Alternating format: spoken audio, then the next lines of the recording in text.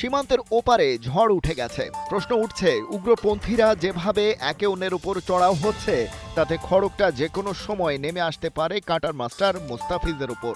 কারণ তার পরিচয়, তিনি বাংলাদেশের, তিনি আইপিএল এর নিলামে চড়া দামে বিক্রি হয়েছেন এবং ক্রিকেটের 22 গজে তিনি ভালো বল করতে জানেন। ওদের সামনে মাথা নত করেছে কলকাতা নাইট রাইডার্স আর বিসিসিআই। অথচ যারা এসব দাবি করছে তারা জীবনও মোস্তাফিজের খেলা দেখেছে কিনা সন্দেহ। ক্রিকেটের সাথে পাচে নেই এমন অনেক উগ্রপন্থী এখন দ্য ফিজকে তাড়াতে ব্যস্ত। কিন্তু বাস্তবতা হচ্ছে, এই ঘৃণার চাষাবাদ করে রাজনৈতিক ফায়দা তুলছে গুটি কয়েক মানুষ আর মিডিয়া, যেসবের বেশিরভাগটাই অজানা বাংলাদেশ ক্রিকেট বোর্ডের।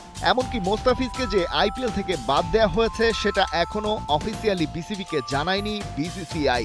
কারণ দর্শানোর ব্যাপারটা তো আসবে আরো পরে। এই মুহূর্তে যেটা আমরা যতদূর ইনফরমেশন আছে, আমাদের কাউন্টার পার্ট হচ্ছে বিসিসিআই এবং আমরা আইসিসির আন্ডারে ইভেন্ট খেলি। আর মুস্তাফিজুর রহমান ফ্রান্সিসে ক্রিকেট খেলতে যাওয়া হচ্ছে, এইটুকু ইনফরমেশন আমাদের কাছে আছে। আর এরপর কোনো অফিসিয়াল স্টেটমেন্ট বা ইনফরমেশন আমরা পাইনি।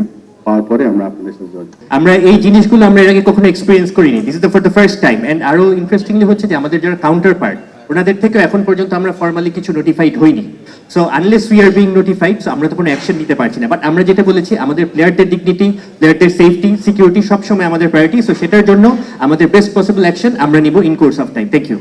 পাবলিক পারসেপশন এবং বিষয়ের গুরুত্ব বুঝে বিসিবি একটি জরুরি বৈঠক ডাকে শনিবার রাতে।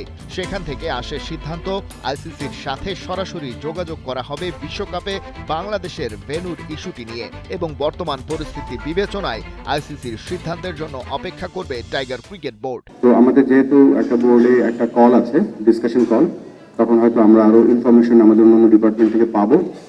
তারপরে হয়তো আমরা একটা মিডিয়া রিলিজ দিতে পারি বা আমরা আরেকটু পরিষ্কার হবো। আমরা ইনফ্যাক্ট বিপিএল এখানে এতটাই ব্যস্ত। খালিদ জামিল, একাত্তর। আমরা ইমার্জেন্সি কল করেছি 9:30।